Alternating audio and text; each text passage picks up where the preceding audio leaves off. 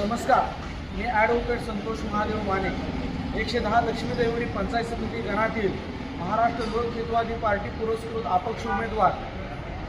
माझं चिन्ह शिट्टी आहे आणि या पंचायत समिती लक्ष्मी देवडी गणामधून मी निवडणुकीसाठी उभा आहे।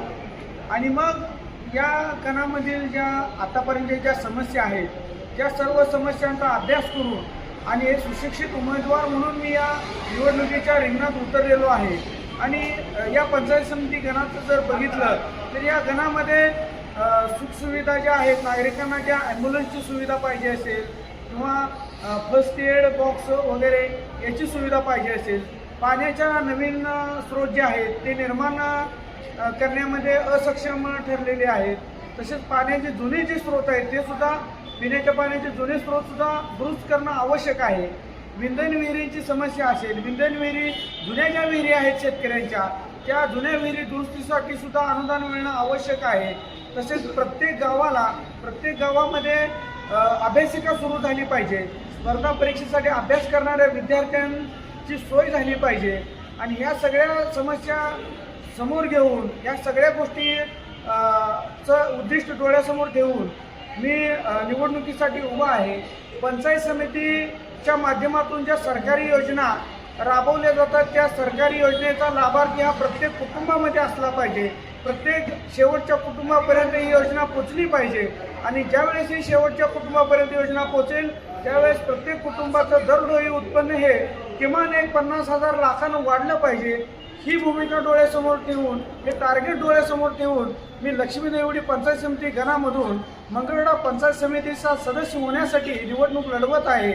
आणि पुढं जे बलाढ्य उमेदवार आहेत आणि त्यांचा जो पक्ष आहे, आणि लोकशाही टिकली पाहिजे। लोकशाहीला ज्या पद्धतीनं सध्याचं जे राजकारण तालुक्यामध्ये चालू आहे, देशामध्ये चालू आहे, ईडी सीबीआयचं जे वातावरण आहे याच्या माध्यमातून जी लोकशाहीची हत्या करण्याचा प्रयत्न दरवेळी केला जातो, हे कुठं थांबलं पाहिजे।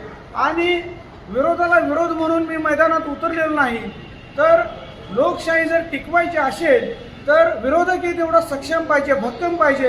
ही भूमिका डोळ्यासमोर ठेवून मी आज या निवडणुकीच्या रिंगणामध्ये उतरलेलो आहे। आणि तालुक्यामध्ये 1-2 दिवसापूर्वी जो प्रकार झाला की निवडणूक जाहीर झाली, निवडणूक लागली, चिन्ह वाटप झालं आणि त्याच्यानंतर एका भाजप पक्षाचा जो उमेदवार आहे, भाजप पक्षाचा उमेदवार हा विरोधी पक्षाच्या उमेदवाराच्या घरी जाऊन बसतो आणि लोकशाहीची थट्टा करतो आणि जशा पद्धतीनं आर्थिक किंवा दबाव वापरून त्याचा पाठिंबा मिळवतो। आणि आम्हाला जनतेकडे जायचंच नाही, आता विरोधी उमेदवारानं मला पाठिंबा मिळाला आहे, आता मी जनतेकडे जाणार नाही, मी विजयी झालेलो आहे, अशा आविर्भावामध्ये वागतो।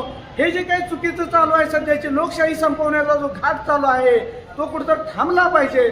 म्हणून मी ही निवडणूक लढवत आहे। आणि जो प्रकार झाला, कुणीतरी आज सांगितलं की तो बऱ्याच दिवसापासूनचा निष्ठावंत कार्यकर्ता आहे, बरोबर आहे। अगदी त्यांच्या घराचा इतिहास जर पाहिला तर त्यांच्या आजोबा सुद्धा स्वर्गीय किरा मर्दा वकील साहेब यांचे निष्ठावंत कार्यकर्ते होते गावातील, परंतु त्यांच्याच वारसानं अशा पद्धतीचं लोकशाही संपवण्याचं करणं आणि कुणालाही विश्वासात न घेणं हा जो चुकीचा प्रकार झालेला आहे, याला उद्याच्या निवडणुकीत हाणून पाडण्याची वेळ आलेली आहे। म्हणून माझं जनतेला आव्हान आहे की